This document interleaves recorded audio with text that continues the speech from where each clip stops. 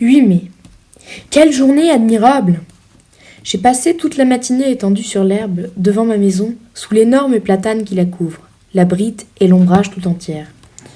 J'aime ce pays, et j'aime y vivre parce que j'y ai mes racines, ces profondes et délicates racines qui attachent un homme à la terre où sont nés et morts ses aïeux, qui l'attachent à ce qu'on pense et à ce qu'on mange, aux usages comme aux nourritures, aux locutions locales, aux intonations de paysans, aux odeurs du sol, des villages et de l'air lui-même. J'aime ma maison où j'ai grandi. De mes fenêtres, je vois la Seine qui coule, le long de mon jardin, derrière la route, presque chez moi, la grande et large Seine qui va de Rouen au Havre, couverte de bateaux qui passent. À gauche, là-bas, Rouen, la vaste ville aux toits bleus sous le peuple pointu des clochers gothiques.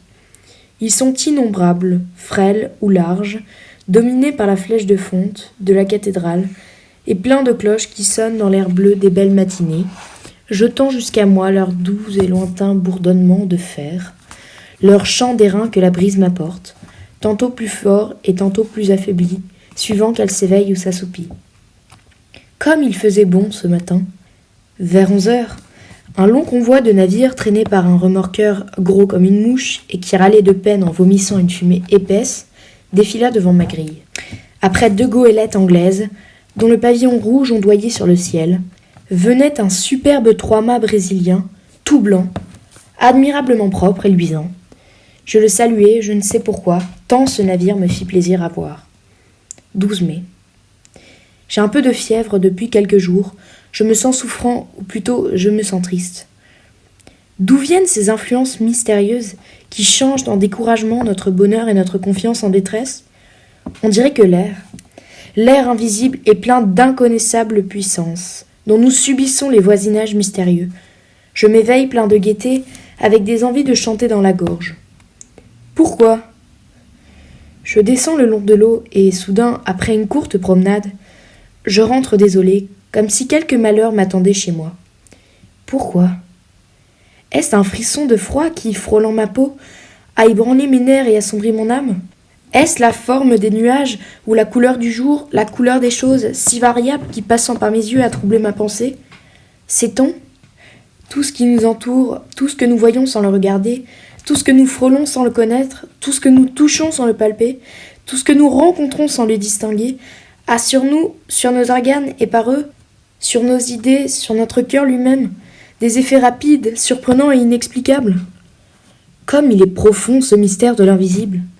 Nous ne le pouvons sonder avec nos sens misérables, avec nos yeux qui ne savent apercevoir ni le trop petit, ni le trop grand, ni le trop près, ni le trop loin, ni les habitants d'une étoile, ni les habitants d'une goutte d'eau, avec nos oreilles qui nous trompent, car elles nous transmettent les vibrations de l'air en notes sonores. Elles sont des fées qui font ce miracle de changer en bruit ce mouvement, et par cette métamorphose donnent naissance à la musique, qui rend chantante l'agitation muette de la nature. Avec notre odorat, plus faible que celui du chien, avec notre goût, qui peut à peine discerner l'âge d'un vin. Ah! Si nous avions d'autres organes qui accompliraient en notre faveur d'autres miracles, que de choses nous pourrions découvrir encore autour de nous. 16 mai. Je suis malade, décidément. Je me portais si bien le mois dernier. J'ai la fièvre, une fièvre atroce, plutôt un énervement fiévreux, qui rend mon âme aussi souffrante que mon corps. J'ai sans cesse cette sensation affreuse d'un danger menaçant, cette appréhension d'un malheur qui vient ou de la mort qui approche, ce pressentiment qui est sans doute l'atteinte d'un mal encore inconnu, germant dans le sang et dans la chair. 18 mai. Je viens d'aller consulter mon médecin, car je ne pouvais plus dormir. Il m'a trouvé le pouls rapide, l'œil dilaté, les nerfs vibrants, mais sans aucun symptôme alarmant. Je dois me soumettre aux douches et boire du bromure de potassium. 25 mai. Aucun changement. Mon état vraiment est bizarre. À mesure qu'approche le soir, une inquiétude incompréhensible m'envahit, comme si la nuit cachait pour moi une menace terrible. Je dîne vite, puis j'essaye de lire, mais je ne comprends pas les mots. Je distingue à peine les lettres. Je marche alors dans mon salon de long en large, sous l'oppression d'une crainte confuse et irrésistible, la crainte du sommeil et la crainte du lit. Vers 10h, je monte dans ma chambre. À peine entré, Je donne 2 tours de clé et je pousse les verrous. J'ai peur. De quoi? Je ne redoutais rien jusqu'ici. J'ouvre mes armoires, je regarde sous mon lit. J'écoute. Quoi? Est-ce étrange qu'un simple malaise, un trouble de la circulation, peut-être l'irritation d'un filet nerveux, un peu de congestion, une toute petite perturbation dans le fonctionnement si imparfait et si délicat de notre machine vivante, puisse faire un mélancolique du plus joyeux des hommes et un poltron du plus brave? Puis je me couche et j'attends le sommeil comme on attendrait le bourreau. Je l'attends avec l'épouvante de sa venue, et mon cœur bat et mes jambes frémissent. Et tout mon corps tressaille dans la chaleur des draps, jusqu'au moment où je tombe tout à coup dans le repos, comme on tomberait pour s'y noyer, dans un gouffre d'eau stagnante.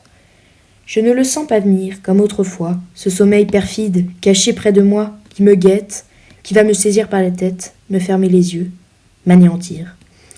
Je dors, longtemps, 2 ou 3 heures, puis un rêve. Non, un cauchemar m'étreint. Je sens bien que je suis couché et que je dors. Je le sens et je le sais. Et je sens aussi que quelqu'un s'approche de moi, me regarde, me palpe, monte sur mon lit, s'agenouille sur ma poitrine, me prend le cou entre ses mains et serre de toute sa force pour m'étrangler. Moi, je me débats, lié par cette impuissance atroce qui nous paralyse dans les songes. Je veux crier, je ne peux pas. Je veux remuer, je ne peux pas. J'essaye, avec des efforts affreux en haletant de me tourner, de rejeter cet être qui m'écrase et qui m'étouffe. Je ne peux pas. Et soudain, je m'éveille affolé, couvert de sueur. J'allume une bougie. Je suis seul. Après cette crise qui se renouvelle toutes les nuits, je dors enfin avec calme, jusqu'à l'aurore. 2 juin. Mon état s'est encore aggravé. Qu'ai-je donc? Le bromure n'y fait rien, et les douches n'y font rien. Tantôt, pour fatiguer mon corps, si las pourtant, j'allais faire un tour dans la forêt de Roumare. Je crus d'abord que l'air frais, léger et doux, plein d'odeurs d'herbe et de feuilles, me versait aux veines un sang nouveau, au cœur une énergie nouvelle. Je pris une grande avenue de chasse, puis je tournai vers la Bouille, par une allée étroite, entre 2 armées d'arbres démesurément hauts, qui mettaient un toit vert, épais, presque noir, entre le ciel et moi. Un frisson me saisit soudain. Non pas un frisson de froid, mais un étrange frisson d'angoisse. Je hâtai le pas, inquiet d'être seul dans ce bois, apeuré sans raison, stupidement par la profonde solitude. Tout à coup, il me sembla que j'étais suivi, qu'on marchait sur mes talons, tout près, à me toucher. Je me retournai brusquement, j'étais seul. Je ne vis derrière moi que la droite et large allée, vide, haute, redoutablement vide. Et de l'autre côté, elle s'étendait aussi à perte vue. Toute pareille, effrayante. Je fermai les yeux. Pourquoi? Et je me mis à tourner sur un talon, très vite, comme une toupie. Je faillis tomber. Je rouvris les yeux, les arbres dansaient, la terre flottait. Je dus m'asseoir. Puis, ah! Je ne savais plus par où j'étais venu. Bizarre idée. Bizarre idée. Je ne savais plus du tout. Je partis par le côté qui se trouvait à ma droite, et je revins dans l'avenue qui m'avait amené au milieu de la forêt. 3 juin. La nuit a été horrible. Je vais m'absenter pendant quelques semaines. Un petit voyage, sans doute, me remettra. 2 juillet. Je rentre. Je suis guéri. J'ai fait d'ailleurs une excursion charmante. J'ai visité le mont Saint-Michel que je ne connaissais pas. Quelle vision quand on arrive comme moi à Avranches, vers la fin du jour. La ville est sur une colline, et on me conduisit dans le jardin public au bout de la cité. Je poussai un cri d'étonnement. Une baie démesurée s'étendait devant moi à perte de vue, entre 2 côtés écartés, se perdant au loin dans les brumes, et au milieu de cette immense baie jaune, sous un ciel d'or et de clarté, s'élevait sombre et pointu un mont étrange, au milieu des sables. Le soleil venait de disparaître, et sur l'horizon encore flamboyant se dessinait le profil de ce fantastique rocher qui porte sur son sommet un fantastique monument. Dès l'aurore, j'allai vers lui. La mer était basse, comme la veille au soir, et je regardais se dresser devant moi, à mesure que j'approchais d'elle, la surprenante abbaye. Après plusieurs heures de marche, j'atteignis l'énorme bloc de pierre qui porte la petite cité dominée par la grande église. Ayant gravi la rue étroite et rapide, j'entrai dans la plus admirable demeure gothique construite pour Dieu sur la terre, vaste comme une ville, pleine de salles basses écrasées sous des voûtes et de hautes galeries que soutiennent de frêles colonnes. J'entrai dans ce gigantesque bijou de granit, aussi léger qu'une dentelle, couvert de tours, de sveltes clochetons, où montent des escaliers tordus et qui lancent dans le ciel bleu des jours, dans le ciel noir des nuits, leurs têtes bizarres, hérissées de chimères, de diables, de bêtes fantastiques, de fleurs monstrueuses, et reliés l'un à l'autre par de fines arches ouvragées. Quand je fus sur le sommet, je dis au moine qui m'accompagnait : « Mon père, comme vous devez être bien ici. » Il répondit : « Il y a beaucoup de vent, monsieur. » Et nous nous mîmes à causer en regardant monter la mer, qui courait sur le sable et le couvrait d'une cuirasse d'acier.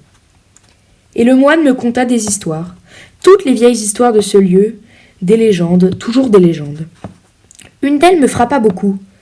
Les gens du pays, ceux du mont, prétendent qu'on entend parler la nuit dans les sables, puis qu'on entend bêler deux chèvres, l'une avec une voix forte, l'autre avec une voix faible.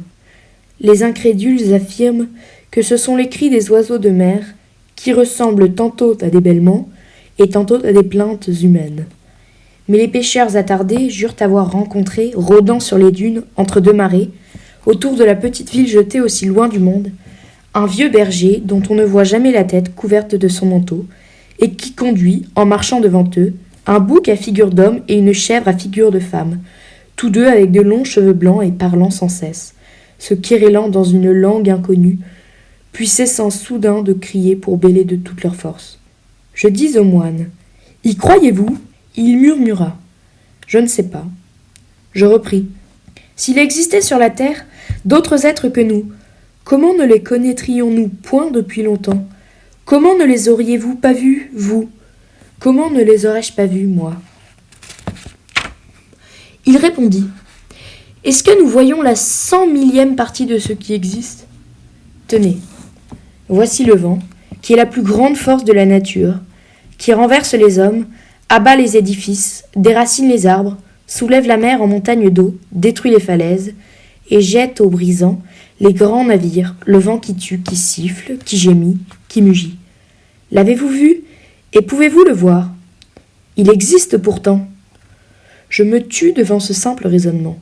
Cet homme était un sage ou peut-être un sot. Je ne l'aurais pu affirmer au juste, mais je me tue. Ce qu'il disait là, je l'avais pensé souvent. 3 juillet. J'ai mal dormi, certes. Il y a ici une influence fiévreuse, car mon cocher souffre du même mal que moi.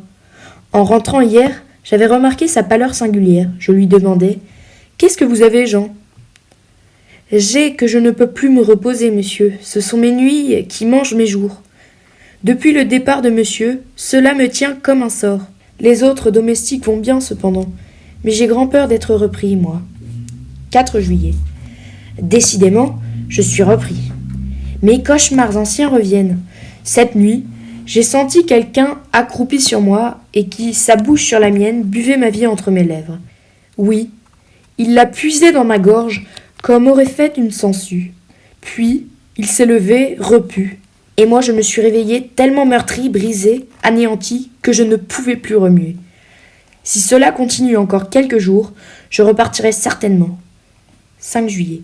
Ai-je perdu la raison ? Ce qui s'est passé, ce que j'ai vu la nuit dernière est tellement étrange que ma tête s'égare quand j'y songe. Comme je le fais maintenant chaque soir, j'avais fermé ma porte à clé, puis, ayant soif, je bus un demi-verre d'eau. Et je remarquai par hasard que ma carafe était pleine jusqu'au bouchon de cristal. Je me couchai ensuite, et je tombai dans un de mes sommeils épouvantables, dont je fus tiré au bout de 2 heures environ par une secousse plus affreuse encore. Figurez-vous qu'un homme qui dort, qu'on assassine et qui se réveille avec un couteau dans le poumon et qui râle couvert de sang, et qui ne peut plus respirer, et qui va mourir, et qui ne comprend pas. Voilà. Ayant enfin reconquis ma raison, j'eus soif de nouveau. J'allumai une bougie et j'allai vers la table où était posée ma carafe. Je la soulevai en la penchant sur mon verre. Rien ne coula. Elle était vide. Elle était vide complètement. D'abord, je n'y compris rien, puis tout à coup, Je ressentis une émotion si terrible que je dus m'asseoir, ou plutôt que je tombai sur une chaise. Puis je me redressai d'un saut pour regarder autour de moi. Puis je me rassis éperdu d'étonnement et de peur devant le cristal transparent. Je le contemplais avec des yeux fixes, cherchant à deviner. Mes mains tremblaient. On avait donc bu cette eau ? Qui ? Moi ? Moi, sans doute. Ce ne pouvait être que moi. Alors j'étais somnambule. Je vivais, sans le savoir, de cette double vie mystérieuse qui fait douter s'il y a deux êtres en nous, ou si un être étranger, inconnaissable et invisible, anime par moments, quand notre âme est engourdie, notre corps captif qui obéit à cet autre, comme à nous-mêmes, plus qu'à nous-mêmes. Ah ! Qui comprendra mon angoisse abominable ? Qui comprendra l'émotion d'un homme sain d'esprit, bien éveillé, plein de raison, et qui regarde épouvanté, à travers le verre d'une carafe, un peu d'eau disparue pendant qu'il a dormi. Et je restai là jusqu'au jour, sans oser regagner mon lit. 6 juillet. Je deviens fou. On a encore bu toute ma carafe cette nuit. Ou plutôt, je l'ai bu. Mais est-ce moi ? Est-ce moi ? Qui serait-ce ? Qui ? Oh mon Dieu, je deviens fou. Qui me sauvera ? 10 juillet. Je viens de faire des épreuves surprenantes. Décidément, je suis fou. Et pourtant, le 6 juillet, avant de me coucher, j'ai placé sur ma table du vin, du lait, de l'eau, du pain et des fraises. On a bu. J'ai bu toute l'eau et un peu de lait. On n'a touché ni au vin, ni au pain, ni aux fraises. Le 7 juillet, j'ai renouvelé la même épreuve qui a donné le même résultat. Le 8 juillet, j'ai supprimé l'eau et le lait. On n'a touché à rien. Le 9 juillet, enfin, j'ai remis sur ma table l'eau et le lait seulement, en ayant soin d'envelopper les carafes en des linges de mousseline blanche et de ficeler les bouchons. Puis j'ai frotté mes lèvres, ma barbe, mes mains avec de la mine de plomb, et je me suis couché. L'invincible sommeil m'a saisi, suivi bientôt de l'atroce réveil.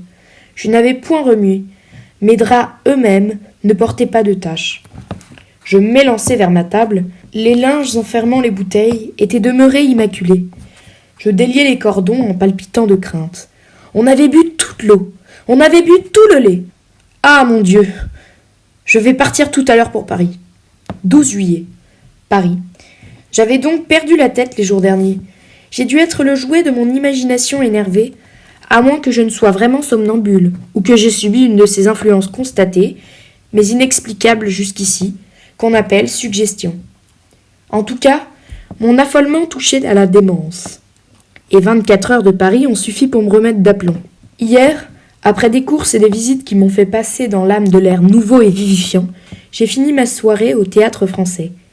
On y jouait une pièce d'Alexandre Dumas, Fils. Et cet esprit alerte et puissant a achevé de me guérir.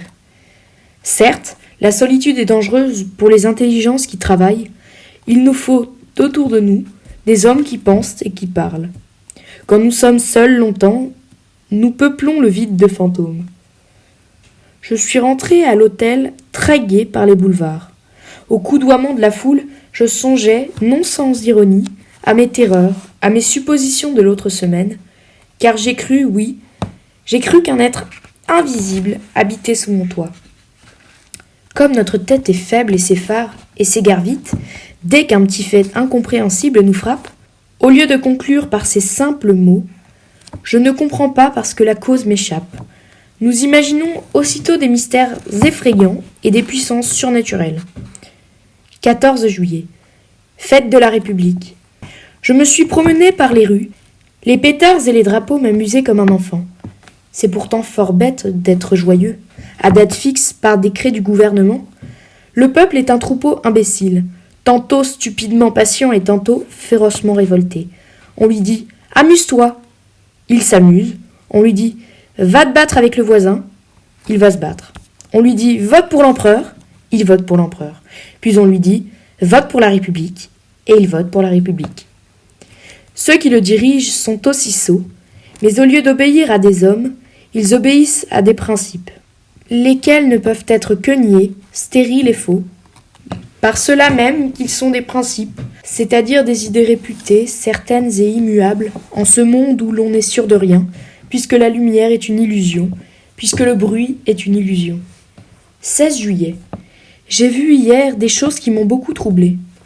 Je dînais chez ma cousine, Madame Sablé, dont le mari commande le 76e chasseur à Limoges. Je me trouvais chez elle avec 2 jeunes femmes, dont l'une a épousé un médecin, le docteur Parent, qui s'occupe beaucoup des maladies nerveuses et des manifestations extraordinaires auxquelles donnent lieu en ce moment les expériences sur l'hypnotisme et la suggestion. Il nous raconta longuement les résultats prodigieux obtenus par des savants anglais et par les médecins de l'école de Nancy. Les faits qu'il avança me parurent tellement bizarres que je me déclarai tout à fait incrédule. « Nous sommes, affirmait-il, sur le point de découvrir un des plus importants secrets de la nature. Je veux dire, un de ses plus importants secrets sur cette terre, car elle en a certes d'autrement importants là-bas, dans les étoiles. Depuis que l'homme pense, depuis qu'il sait dire et écrire sa pensée, il se sent frôlé par un mystère impénétrable pour ses sens grossiers et imparfaits, et il tâche de suppléer, par l'effort de son intelligence, à l'impuissance de ses organes. Quand cette intelligence demeurait encore à l'état rudimentaire, cette hantise des phénomènes invisibles a pris des formes banalement effrayantes. Là sont nées les croyances populaires au surnaturel, les légendes des esprits rôdeurs, des fées, des gnomes, des revenants, je dirais même la légende de Dieu, car nos conceptions de l'ouvrier créateur, de quelque religion qu'elles nous viennent, sont bien les inventions les plus médiocres, les plus stupides, les plus inacceptables sorties du cerveau apeuré des créatures. Rien de plus vrai que cette parole de Voltaire. Dieu a fait l'homme à son image, mais l'homme le lui a bien rendu. Mais depuis un peu plus d'un siècle, on semble pressentir quelque chose de nouveau. Mesmer et quelques autres nous ont mis sur une voie inattendue, et nous sommes arrivés vraiment, depuis 4 ou 5 ans surtout, à des résultats surprenants. Ma cousine, très incrédule aussi, souriait. Le docteur Parent lui dit « Voulez-vous que j'essaie de vous endormir, madame ?»« Oui, je veux bien. » Elle s'assit dans un fauteuil, et il commença à la regarder fixement en la fascinant. Moi, je me sentis soudain un peu troublé, le cœur battant, la gorge serrée. Je voyais les yeux de madame Sablé s'alourdir, sa bouche se crisper, sa poitrine halter. Au bout de 10 minutes, elle dormait. « Mettez-vous derrière elle, dit le médecin. » Et je m'assis derrière elle. Il lui plaça entre les mains une carte de visite en lui disant « Ceci est un miroir. Que voyez-vous dedans ?» Elle répondit « Je vois mon cousin. »« Que fait-il » ?»« Il se tord la moustache. »« Et maintenant ?» Il tire de sa poche une photographie. « Quelle est cette photographie ?»« La sienne. » C'était vrai, et cette photographie venait de m'être livrée le soir même à l'hôtel. Comment est-il sur ce portrait ? Il se tient debout avec son chapeau à la main. Donc, elle voyait dans cette carte, dans ce carton blanc, comme elle eût vu dans une glace. Les jeunes femmes épouvantées disaient « Assez ! Assez ! Assez !» Mais le docteur ordonna « Vous vous lèverez demain à 8 heures. Puis vous irez trouver à son hôtel votre cousin, et vous le supplierez de vous prêter 5 000 francs que votre mari vous demande, et qu'il vous réclamera à son prochain voyage. » Puis il la réveilla. En rentrant à l'hôtel, je songeais à cette curieuse séance et des doutes m'assaillirent, non point sur l'absolu, sur l'insoupçonnable bonne foi de ma cousine, que je connaissais comme une sœur depuis l'enfance, mais sur une supercherie possible du docteur. Ne dissimulait-il pas dans sa main une glace qu'il montrait à la jeune femme endormie, en même temps que sa carte de visite ? Les prestidigitateurs de profession font des choses autrement singulières. Je rentrai donc et je me couchai. Or, ce matin, vers 8h30, je fus réveillée par mon valet de chambre, qui me dit « C'est madame Sablé qui demande à parler à monsieur tout de suite. » Je m'habillai à la hâte et je la reçus. Elle s'assit fort troublée, les yeux baissés, et sans lever son voile, elle me dit « Mon cher cousin, j'ai un gros service à vous demander. »« Lequel, ma cousine ?»« Cela me gêne beaucoup de vous le dire, et pourtant il le faut. J'ai besoin, absolument besoin, de 5 000 francs. » Allons donc. Vous ? Oui, moi, ou plutôt mon mari, qui me charge de les trouver. J'étais tellement stupéfiée que je balbutiai mes réponses. Je me demandais si vraiment elle ne s'était pas moquée de moi avec le docteur Parent, si ce n'était pas là une simple farce préparée d'avance et fort bien jouée. Mais, en la regardant avec attention, tous mes doutes se dissipèrent. Elle tremblait d'angoisse, tant cette démarche lui était douloureuse. Et je compris qu'elle avait la gorge pleine de sanglots. Je la savais fort riche et je repris. « Comment ? Votre mari n'a pas 5000 francs à sa disposition ?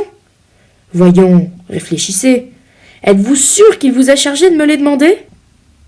Elle hésita quelques secondes, comme si elle eût fait un grand effort pour chercher dans son souvenir, puis elle répondit. Oui, oui, j'en suis sûre. Il vous a écrit ? Elle hésita encore, réfléchissant. Je devinais le travail torturant de sa pensée. Elle ne savait pas. Elle savait seulement qu'elle devait m'emprunter 5000 francs pour son mari. Donc elle osa mentir. Oui, il m'a écrit. Quand donc ? Vous ne m'avez parlé de rien hier. J'ai reçu sa lettre ce matin. Pouvez-vous me la montrer ? Non, non, non. Elle contenait des choses intimes, trop personnelles. Je l'ai brûlée. Alors c'est que votre mari fait des dettes ? Elle hésita encore puis murmura. Je ne sais pas. Je déclarai brusquement. C'est que je ne puis disposer de 5000 francs en ce moment, ma chère cousine. Elle poussa une sorte de cri de souffrance. Oh, oh, je vous en prie, trouvez-les. Elle s'exaltait, joignait les mains comme si elle m'eût prié. J'entendais sa voix changer de ton. Elle pleurait et bégayait, harcelée, dominée par l'ordre irrésistible qu'elle avait reçu. Oh, oh, je vous en supplie. Si vous saviez comme je souffre, il me les faut aujourd'hui. J'eus pitié d'elle. Vous les aurez tantôt, je vous le jure. Elle s'écria. Oh, merci, merci, que vous êtes bon. Je repris. Vous rappelez-vous ce qui s'est passé hier soir chez vous ? Oui. Vous rappelez-vous que le docteur Parent vous a endormi ? Oui. Eh bien, il vous a ordonné de venir m'emprunter ce matin 5000 francs et vous obéissez en ce moment à cette suggestion. Elle réfléchit quelques secondes et répondit. Puisque c'est mon mari qui les demande. Pendant 1 heure, j'essayai de la convaincre, mais je n'y pus parvenir. Quand elle fut partie, je courus chez le docteur. Il allait sortir et il m'écouta en souriant. Puis il dit « Croyez-vous maintenant ?»« Oui, il le faut bien. Allons chez votre parente. » Elle sommeillait déjà sur une chaise longue, accablée de fatigue. Le médecin lui prit le pouls, la regarda quelque temps, une main levée vers ses yeux qu'elle ferma peu à peu sous l'effort insoutenable de cette puissance magnétique. Quand elle fut endormie, « Votre mari n'a plus besoin de 5000 francs. Vous allez donc oublier que vous avez prié votre cousin de vous les prêter. Et s'il vous parle de cela, vous ne comprendrez pas. » Puis il la réveilla. Je tirai de ma poche un portefeuille. « Voici, ma chère cousine, ce que vous m'avez demandé ce matin. » Elle fut tellement surprise que je n'osai pas insister. J'essayai cependant de ranimer sa mémoire, mais elle nia avec force, crut que je me moquais d'elle, et faillit à la fin se lâcher. Voilà, je viens de rentrer, et je n'ai pu déjeuner tant cette expérience m'a bouleversée. 19 juillet. Beaucoup de personnes à qui j'ai raconté cette aventure se sont moquées de moi. Je ne sais plus que penser. Le sage dit « peut-être ». 21 juillet. J'ai été dîner à Bougival, puis j'ai passé la soirée au bal des canotiers. Décidément, tout dépend des lieux et des milieux. Croire au surnaturel dans l'île de la Grenouillère serait le comble de la folie. Mais au sommet du mont Saint-Michel, mais dans les Indes, nous subissons effroyablement l'influence de ce qui nous entoure. Je rentrerai chez moi la semaine prochaine. 30 juillet. Je suis revenu dans ma maison depuis hier, tout va bien. 2 août. Rien de nouveau. Il fait un temps superbe. Je passe mes journées à regarder couler la Seine. 4 août. Querelle parmi mes domestiques. Ils prétendent qu'on casse les verres la nuit dans les armoires. Le valet de chambre accuse la cuisinière, qui accuse la lingère, qui accuse les 2 autres. Quel est le coupable ? Bien fin, qui le dirait ? 6 août. Cette fois, je ne suis pas fou. J'ai vu. Je ne puis plus douter.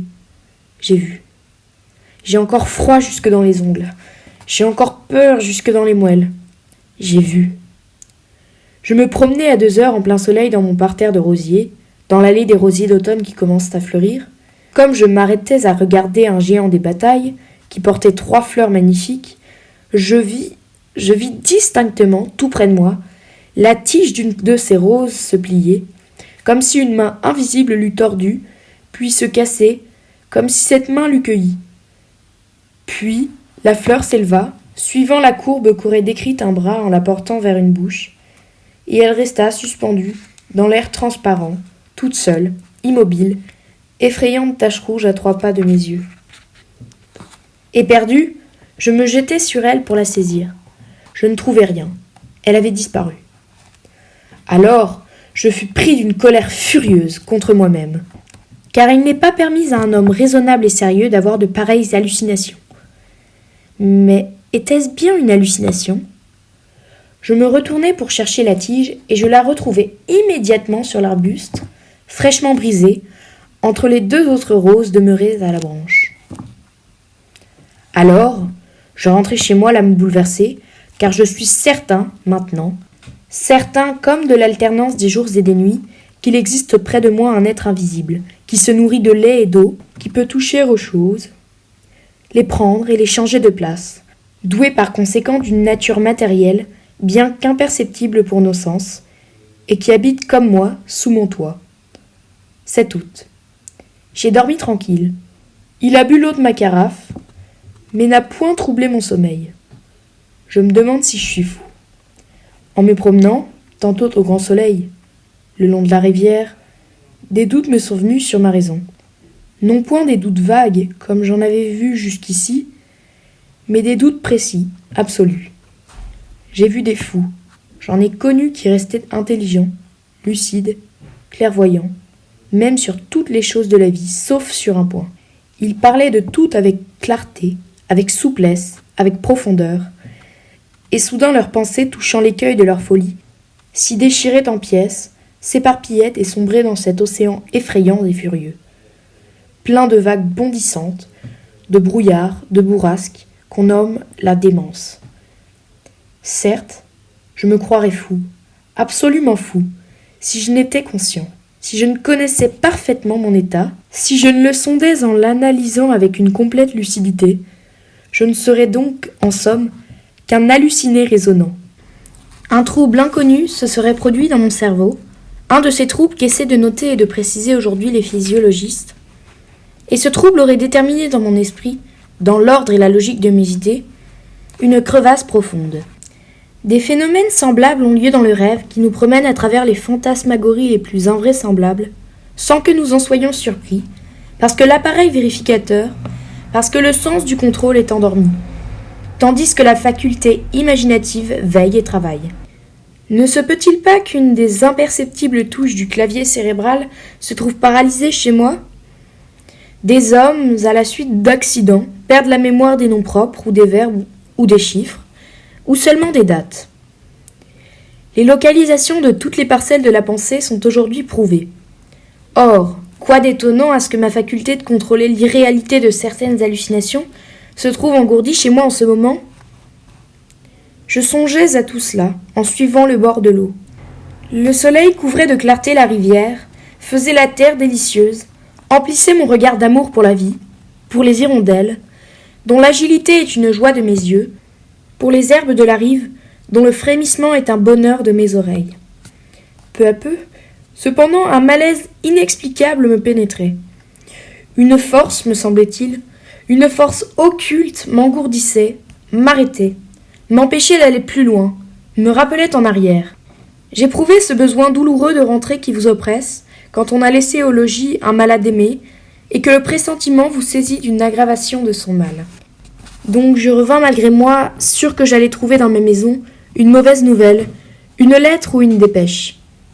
Il n'y avait rien, et je demeurais plus surpris et plus inquiet que si j'avais eu de nouveau quelques visions fantastiques. 8 août. J'ai passé hier une affreuse soirée. Il ne se manifeste plus, mais je le sens près de moi, m'épiant, me regardant, me pénétrant, me dominant et plus redoutable, en se cachant ainsi, que s'il signalait par des phénomènes surnaturels sa présence invisible et constante. J'ai dormi pourtant. 9 août. Rien, mais j'ai peur. 10 août. Rien. Qu'arrivera-t-il demain ? 11 août. Toujours rien. Je ne puis plus rester chez moi avec cette crainte et cette pensée entrée en mon âme. Je vais partir. 12 août, 10 heures du soir. Tout le jour, j'ai voulu m'en aller, mais je n'ai pas pu. J'ai voulu accomplir cet acte de liberté si facile, si simple. Sortir. Monter dans ma voiture pour gagner Rouen. Je n'ai pas pu. Pourquoi ? 13 août. Quand on est atteint par certaines maladies, tous les ressorts de l'être physique semblent brisés, toutes les énergies anéanties, tous les muscles relâchés, les os devenus mous comme la chair et la chair liquide comme de l'eau. J'éprouve cela dans mon être moral d'une façon étrange et désolante. Je n'ai plus aucune force, aucun courage, aucune domination sur moi, aucun pouvoir même de mettre en mouvement ma volonté. Je ne peux plus vouloir, mais quelqu'un veut pour moi, et j'obéis. 14 août. Je suis perdu. Quelqu'un possède mon âme et la gouverne. Quelqu'un ordonne tous mes actes, tous mes mouvements, toutes mes pensées. Je ne suis plus rien en moi, rien qu'un spectateur esclave et terrifié de toutes les choses que j'accomplis. Je désire sortir. Je ne peux pas. Il ne veut pas. Et je reste, éperdu, tremblant, dans le fauteuil où il me tient assis. Je désire seulement me lever, me soulever, afin de me croire encore maître de moi. Et je ne peux pas. Je suis rivé à mon siège, et mon siège adhère au sol, de telle sorte qu'aucune force ne nous soulèverait. Puis, tout d'un coup, il faut que j'aille au fond de mon jardin cueillir des fraises et les manger. Et j'y vais. Je cueille des fraises et je les mange. Oh mon Dieu, mon Dieu, mon Dieu! Est-il un Dieu? S'il en est un, délivrez-moi, sauvez-moi, secourez-moi, pardon, pitié, grâce, sauvez-moi! Oh, quelle souffrance, quelle torture, quelle horreur! 15 août. Certes, voilà comment était possédée et dominée ma pauvre cousine, quand elle est venue m'emprunter 5000 francs. Elle subissait un vouloir étranger entrer en elle, comme une autre âme parasite et dominatrice. Est-ce que le monde va finir? Mais celui qui me gouverne, quel est-il, cet invisible? Cet inconnaissable, ce rôdeur d'une race surnaturelle? Donc les invisibles existent. Alors comment depuis l'origine du monde ne se sont-ils pas encore manifestés d'une façon précise, comme ils le font pour moi? Je n'ai jamais rien lu qui ressemble à ce qui s'est passé dans ma demeure. Oh, si je pouvais la quitter, si je pouvais m'en aller, fuir et ne pas revenir, je serais sauvée. Mais je ne peux pas. 16 août. J'ai pu m'échapper aujourd'hui pendant 2 heures, comme un prisonnier qui trouve ouverte par hasard la porte de son cachot. J'ai senti que j'étais libre tout à coup et qu'il était loin. J'ai ordonné d'atteler bien vite et j'ai gagné Rouen. Oh, quelle joie de pouvoir dire à un homme qui obéit « Allez à Rouen ». Je me suis fait arrêter devant la bibliothèque et j'ai prié qu'on me prêtât le grand traité du docteur Hermann Hertos sur les habitants inconnus du monde antique et moderne. Puis, au moment de remonter dans mon coupé, j'ai voulu dire « À la gare !» et j'ai crié. Je n'ai pas dit « j'ai crié », d'une voix si forte que les passants se sont retournés. À la maison. Et je suis tombée, affolée d'angoisse, sur le coussin de ma voiture. Il m'avait retrouvée et repris. 17 août. Ah, quelle nuit, quelle nuit! Et pourtant, il me semble que je devrais me réjouir. Jusqu'à 1h du matin, j'ai lu Hermann Hertos, docteur en philosophie et en théogonie, a écrit l'histoire et les manifestations de tous les êtres invisibles rôdant autour de l'homme ou rêvés par lui.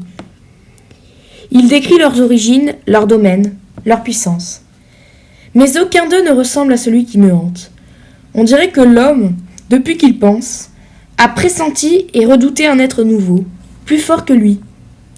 Son successeur en ce monde, et que, le sentant proche et nous pouvant prévoir la nature de ce maître, il a créé, dans sa terreur, tout le peuple fantastique des êtres occultes, fantômes vagues nés de la peur.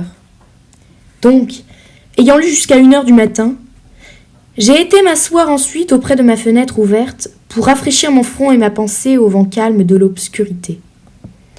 Il faisait bon, il faisait tiède. Comme j'aurais aimé cette nuit-là autrefois, pas de lune. Les étoiles avaient au fond du ciel noir des sentiments frémissants.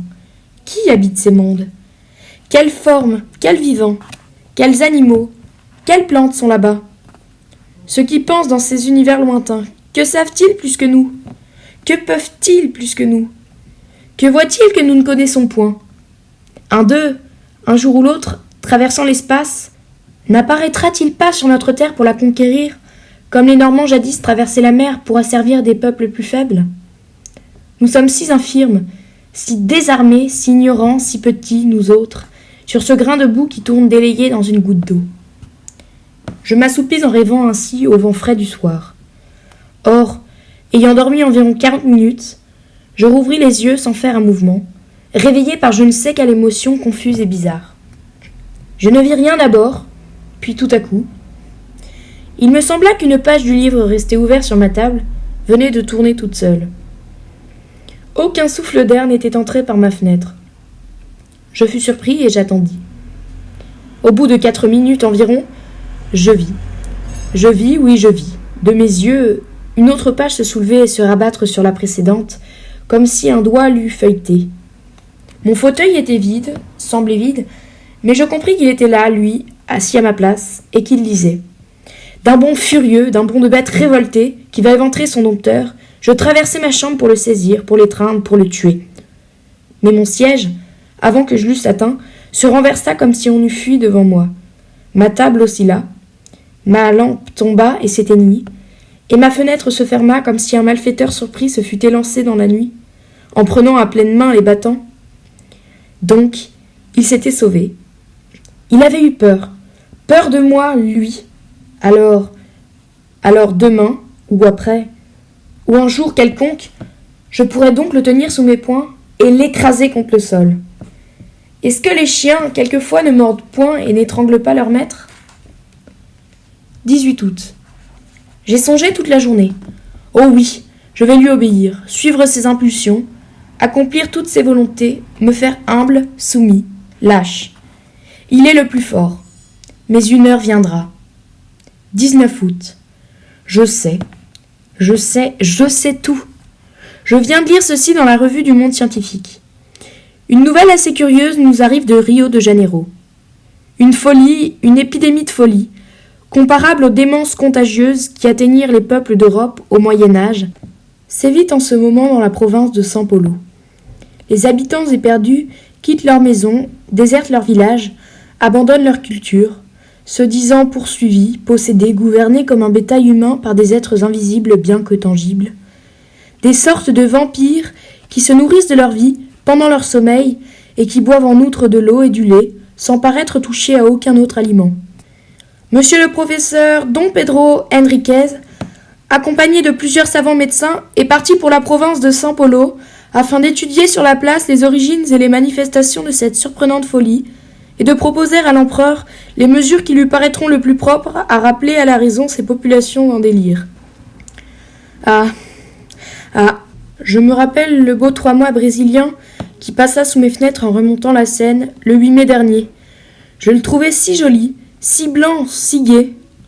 L'être était dessus, venant de là-bas où Sarah s'est née. Et il m'a vu. Il a vu ma demeure blanche aussi, et il a sauté du navire sur la rive. Oh mon Dieu! À présent, je sais, je devine. Le règne de l'homme est fini. Il est venu, celui qui redoutait les premières terreurs des peuples naïfs, celui qui exorcisait les prêtres inquiets, que les sorciers évoquaient par les nuits sombres sans le voir apparaître encore, à qui les pressentiments des maîtres passagers du monde prêtèrent toutes les formes monstrueuses ou gracieuses des gnomes, des esprits, des génies, des fées et des farfadets. Après les grossières conceptions de l'épouvante primitive, des hommes plus perspicaces l'ont pressenti plus clairement. Mesmer l'avait deviné et les médecins depuis 10 ans déjà ont découvert d'une façon précise la nature de sa puissance avant qu'il l'eût exercée lui-même. Ils ont joué avec cette arme du Seigneur nouveau, la domination d'un mystérieux vouloir sur l'âme humaine devenue esclave. Ils ont appelé cela magnétisme, hypnotisme, suggestion. Que sais-je? Je les ai vus s'amuser comme des enfants imprudents avec cette horrible puissance. Malheur à nous, malheur à l'homme. Il est venu, comment se nomme-t-il? Il me semble qu'il me crie son nom et je ne l'entends pas. Oui, il le crie. J'écoute. Je ne peux pas. Répète. Or là. J'ai entendu. Le Horla, c'est lui. Le Horla, il est venu. Ah, le vautour a mangé la colombe, le loup a mangé le mouton, le lion a dévoré le buffle aux cornes aiguës, l'homme a tué le lion avec la flèche, avec le glaive, avec la poudre. Mais le Horla va faire de l'homme ce que nous avons fait du cheval et du bœuf.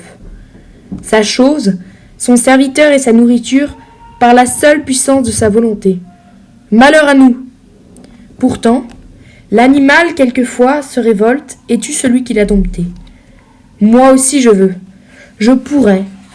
Mais il faut le connaître, le toucher, le voir. Les savants disent que l'œil de la bête, différent du nôtre, ne distingue point comme le nôtre. Et mon œil à moi ne peut distinguer le nouveau venu qui m'opprime. Pourquoi? Oh, je me rappelle à présent les paroles du moine du Mont-Saint-Michel. Est-ce que nous voyons la 100 millième partie de ce qui existe? Tenez, voici le vent qui est la plus grande force de la nature, qui renverse les hommes, abat les édifices, déracine les arbres, soulève la mer en montagne d'eau, détruit les falaises, et jette aux brisants les grands navires. Le vent qui tue, qui siffle, qui gémit, qui mugit. L'avez-vous vu et pouvez-vous le voir? Il existe pourtant. Et je songeais encore. Mon œil est si faible, si imparfait, qu'il ne distingue même point les corps durs, s'ils sont transparents comme le verre. Qu'une glace sans teint barre mon chemin, il me jette dessus comme l'oiseau entré dans une chambre se casse la tête aux vitres. 1000 choses en outre le trompent et l'égarent. Quoi d'étonnant? Alors, à ce qu'il ne sache point apercevoir un corps nouveau que la lumière traverse. Un être nouveau. Pourquoi pas? Il devait venir assurément. Pourquoi serions-nous les derniers? Nous ne le distinguons point, ainsi que tous les autres créés avant nous? C'est que sa nature est plus parfaite, son corps plus fin et plus fini que le nôtre si faible, si maladroitement conçu, encombré d'organes toujours fatigués, toujours forcés comme des ressorts trop complexes, que le nôtre qui vit comme une plante et comme une bête, en se nourrissant péniblement d'air, d'herbe et de viande, machine animale en proie aux maladies, aux déformations, aux putréfactions, poussive, mal réglée, naïve et bizarre, ingénieusement mal faite, œuvre grossière et délicate, ébauche d'êtres qui pourraient devenir intelligents et superbes. Nous sommes quelques-uns, si peu sur ce monde, depuis l'huître jusqu'à l'homme. Pourquoi pas un de plus, une fois accomplie la période qui sépare les apparitions successives de toutes les espèces diverses? Pourquoi pas un de plus? Pourquoi pas aussi d'autres arbres aux fleurs immenses, éclatantes et parfumant des régions entières? Pourquoi pas d'autres éléments que le feu, l'air, la terre et l'eau? Ils sont 4, rien que 4, ces pères nourriciers des êtres. Quelle pitié! Pourquoi ne sont-ils pas 40, 400, 4000? Comme tout est pauvre, mesquin, misérable, avarement donné, sèchement inventé, lourdement fait. Ah, l'éléphant, l'hippopotame, que de grâce! Le chameau, que d'élégance! Mais diriez-vous le papillon? Une fleur qui vole! J'en rêve un qui serait grand comme 100 univers, avec des ailes dont je ne puis même m'exprimer la forme, la beauté, la couleur et le mouvement. Mais je le vois. Il va d'étoile en étoile, les rafraîchissant et les embaumant au souffle harmonieux et léger de sa course. Et les peuples de là-haut le regardent passer, extasiés et ravis. Qu'ai-je donc? C'est lui le Horla qui me hante, qui me fait penser ses folies. Il est en moi, il devient mon âme, je le tuerai. 19 août. Je le tuerai. Je l'ai vu. Je me suis assis hier soir à ma table et je fis semblant d'écrire avec une grande attention. Je savais bien qu'il viendrait rôder autour de moi, tout près, si près, que je pourrais peut-être le toucher, le saisir. Et alors j'aurai la force des désespérés, j'aurai mes mains, mes genoux, ma poitrine, mon front, mes dents pour l'étrangler, l'écraser, le mordre, le déchirer. Et je le guettais avec tous mes organes surexcités. J'avais allumé mes 2 lampes et les 8 bougies de ma cheminée, comme si j'eusse pu, dans cette clarté, le découvrir. En face de moi, mon lit, un vieux lit de chêne à colonnes, à droite, ma cheminée. À gauche, ma porte fermée avec soin, après l'avoir laissée longtemps ouverte, afin de la tirer. Derrière moi, une très haute armoire à glace qui me servait chaque jour pour me raser, pour m'habiller, et où j'avais coutume de me regarder de la tête aux pieds chaque fois que je passais devant. Donc, je faisais semblant d'écrire pour le tromper, car il m'épiait lui aussi, et soudain, je sentis, Je fus certain qu'il lisait par-dessus mon épaule, qu'il était là, frôlant mon oreille. Je me dressai, les mains tendues, en me tournant si vite que je faillis tomber. Eh bien, on y voyait comme en plein jour, et je ne me vis pas dans ma glace. Elle était vide, claire, profonde, pleine de lumière. Mon image n'était pas dedans, et j'étais en face, moi. Je voyais le grand verre limpide du haut en bas. Et je regardais cela avec des yeux affolés, et je n'osais plus avancer, je n'osais plus faire un mouvement, sentant bien pourtant qu'il était là, mais qu'il m'échapperait encore, lui dont le corps imperceptible avait dévoré mon reflet. Comme j'eus peur. Puis, voilà que tout à coup, je commençais à m'apercevoir dans une brume, au fond du miroir, dans une brume comme à travers une nappe d'eau.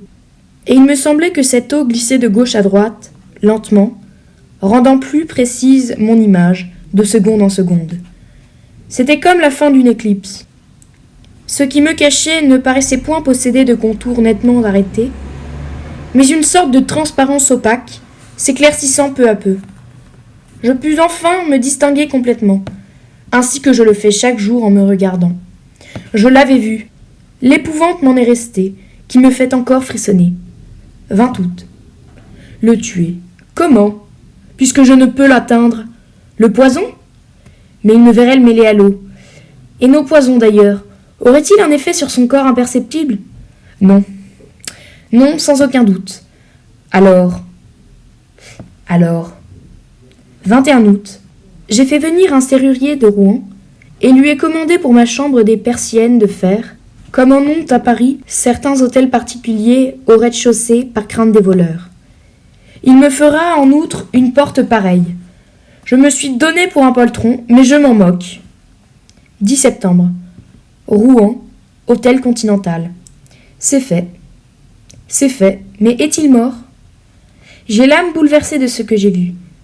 Hier donc, le serrurier ayant posé ma persienne et ma porte de fer, j'ai laissé tout ouvert jusqu'à minuit, bien qu'il commençât à faire froid. Tout à coup, j'ai senti qu'il était là, et une joie folle m'a saisi. Je me suis levé lentement, et j'ai marché à droite à gauche, longtemps pour qu'il ne devinât rien, puis j'ai ôté mes bottines et mis mes savates avec négligence, puis j'ai fermé ma persienne de fer, et revenant à pas tranquille vers la porte, j'ai fermé la porte aussi à double tour. Retournant alors vers la fenêtre, je la fixai par un cadenas dont je mis la clé dans ma poche.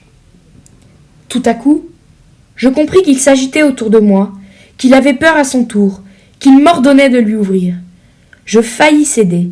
Je ne cédai pas, mais m'adossant à la porte, je l'entrebâillai, tout juste assez pour passer, moi, à reculons. Et comme je suis très grand, ma tête touchait au linteau. J'étais sûr qu'il n'avait pu s'échapper, et je l'enfermai tout seul. Quelle joie! Je le tenais. Alors, je descendis en courant, je pris dans mon salon, sous ma chambre, mes 2 lampes et je renversai toute l'huile sur le tapis, sur les meubles, partout. Puis j'y ai mis le feu, et je me sauvai, après avoir bien refermé à double tour la grande porte d'entrée. Et j'allai me cacher au fond de mon jardin, dans un massif de lauriers. Comme ce fut long. Tout était noir, muet, immobile. Pas un souffle d'air, pas une étoile. Des montagnes de nuages qu'on ne voyait point, mais qui pesaient sur mon âme si lourd. Je regardais ma maison et j'attendais. Comme ce fut long. Je croyais déjà que le feu s'était éteint tout seul, ou qu'il l'avait éteint, lui, quand une des fenêtres d'en bas creva sous la poussée de l'incendie, et une grande flamme rouge et jaune, longue, molle, caressante, monta le long du mur blanc et le baisa jusqu'au toit. Une lueur courut dans les arbres, dans les branches, dans les feuilles, et un frisson de peur aussi. Les oiseaux se réveillaient, un chien se mit à hurler. Il me sembla que le jour se levait. 2 autres fenêtres éclatèrent aussitôt, et je vis que tout le bas de ma demeure n'était plus qu'un effrayant brasier. Mais un cri horrible, suraigu, déchirant. Un cri de femme passa dans la nuit, et 2 mansardes s'ouvrirent. J'avais oublié mes domestiques. Je vis leurs faces affolées et leurs bras qui s'agitaient. Alors, éperdu d'horreur, je me mis à courir vers le village en hurlant. « Au secours, au secours, au feu, au feu !» Je rencontrais des gens qui s'en venaient déjà, et je retournais avec eux pour voir. La maison, maintenant, n'était plus qu'un bûcher horrible et magnifique. Un bûcher monstrueux, éclairant toute la terre. Un bûcher où brûlaient des hommes, et où il brûlait aussi. Lui, mon prisonnier, l'être nouveau, le nouveau maître, le Horla. Soudain, le toit tout entier s'engloutit entre les murs, et un volcan de flammes jaillit jusqu'au ciel. Par toutes les fenêtres ouvertes sur la fournaise, je voyais la cuve de feu, et je pensais qu'il était là, dans ce four, mort. Mort ? Peut-être. Son corps que le jour traversait, n'était-il pas indestructible par les moyens qui tuent les nôtres ? S'il n'était pas mort. Seul peut-être le temps a prise sur l'être invisible et redoutable. Pourquoi ce corps transparent, ce corps inconnaissable, ce corps d'esprit, s'il devait craindre, lui aussi, les maux, les blessures, les infirmités, la destruction prématurée ? La destruction prématurée ? Toute l'épouvante humaine vient d'elle. Après l'homme, le Horla. Après celui qui peut mourir tous les jours, à toutes les heures, à toutes les minutes, par tous les accidents, est venu celui qui ne doit mourir qu'à son jour, à son heure, à sa minute, parce qu'il a touché la limite de son existence. Non, non, sans aucun doute, sans aucun doute. Il n'est pas mort. Alors, il va donc falloir que je me tue moi.